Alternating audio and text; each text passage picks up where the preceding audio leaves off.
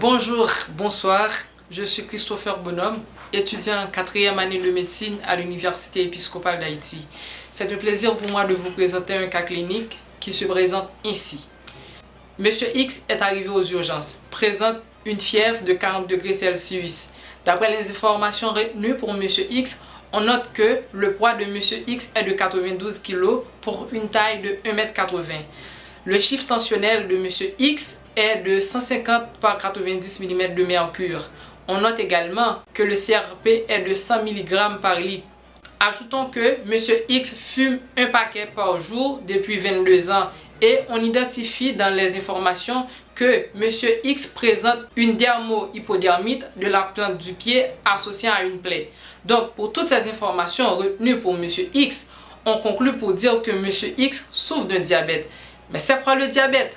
Le diabète correspond à une évolution anormale de la glycémie définie par le taux du sucre dans le sang. Faisons une historicité du diabète.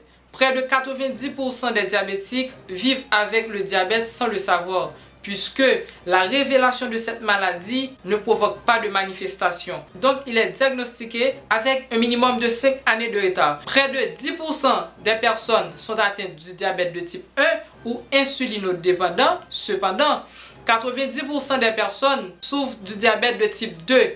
D'après la révélation de l'OMS, le diabète pourrait passer de la 8e place à la 7e place de la cause de décès dans le monde en 2030. À ne pas oublier, nous sommes en 2020. Puisqu'on parle de diabète, n'existe-t-il pas une typologie?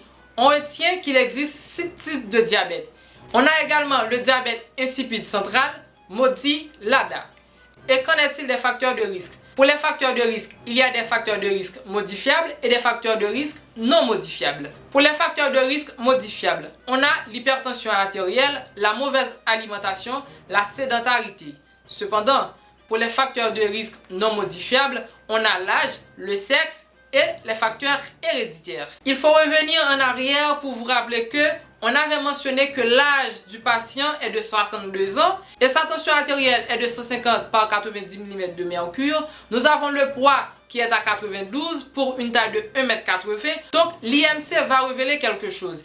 Si on a le poids qui est de 92 et la taille est de 1,80 m, donc pour l'IMC qui est l'indice de masse corporelle, on va avoir le poids sur la taille au carré. Donc 92 sur la taille qui est de 1,80 m au carré va nous donner 25. Ce qui nous dit que le patient est déjà en surpoids. Pour les signes et symptômes associés au diabète de type 1, on a soif intense, besoin d'uriner fréquemment, sensation de faim intense. Cependant, pour les signes et symptômes du diabète de type 2, on a fatigue, troubles de la vision et infections qui guérissent mal. Donc, toute une différence entre les signes et symptômes du diabète de type 1 et les signes et symptômes du diabète de type 2.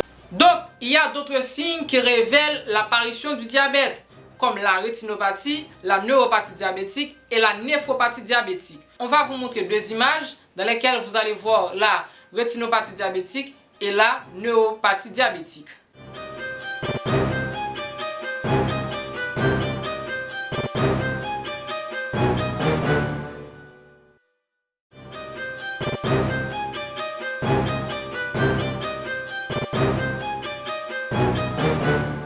Dans les images présentées, la première image dans le fond d'œil, on a pu remarquer la rétinopathie diabétique. La deuxième image, puisqu'il y avait une perte de sensibilité périphérique associée à une plaie au niveau plantaire, cela nous dit que le patient souffre de neuropathie diabétique. Cela nous dit que le patient est diabétique et il faut faire une prise en charge pour le patient.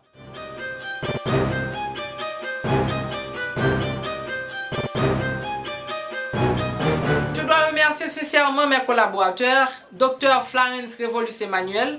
Je dois sincèrement remercier mes collaborateurs, Dr Florence Revolus Emmanuel, Dr Smion Michel Love Darlene, Dr Ked Orelom Gardi, Dr Louis Chelsa, Dr Charles James Joseph Stanley et le manager Dr Alexis Sukenzi. Et merci à mon vidéographe André Ville Réginal, dit de la rue graphique.